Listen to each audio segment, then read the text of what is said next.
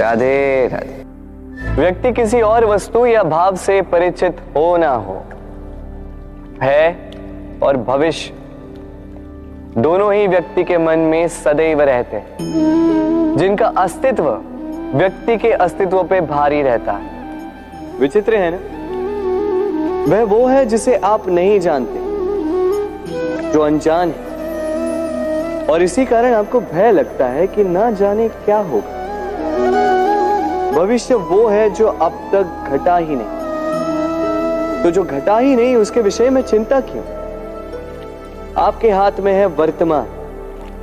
वर्तमान के कर्म सत्य मन से कीजिए और सोचिए ये कि अपने कर्मों को और कितनी श्रेष्ठता से किया जा सकता है। इसलिए आप विश्वास कीजिए, यदि वर्तमान के कर्मों को आप सत्य मन से करोगे तो भय स्वयं ही निकल जाए और भविष्य का फल अवश्य ही मीठा होगा। इसलिए भय और भविष्य से डरना छोड़ दीजिए, इस वर्तमान को जी। राधे राधे।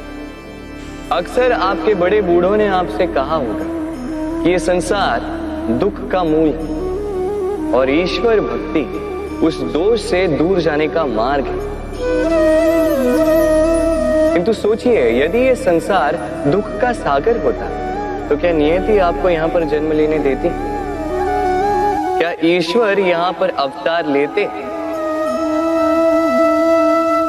जब समस्याओं पर हमारा वश नहीं चलता, हम आरोप लगाते हैं इस संसार पर, यहाँ के लोगों पर।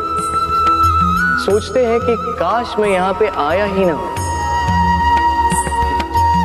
एक किसान बंजर धरती पर जाता है और अपने परिश्रम से उसे लहलहाते खेत में परिवर्तित करता है। एक दर्जी जिसके पास एक सामान्य सा वस्त्र आता है, अपने परिश्रम से उसे एक सुंदर वेश में परिवर्तित कर देता है।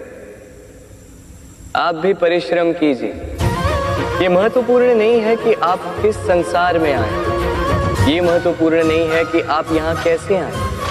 यदि कुछ महत्वपूर्ण है तो वो ये है कि जब आप गए तब आप इस संसार को कैसा छोड़कर गए। तो ये सोचकर जिए कि जो किसी के लिए नरक है उसे किसी का स्वर्ग बना के निकलोगे तो आपका जीवन और आपका संसार दोनों धन्य हो जाएंगे।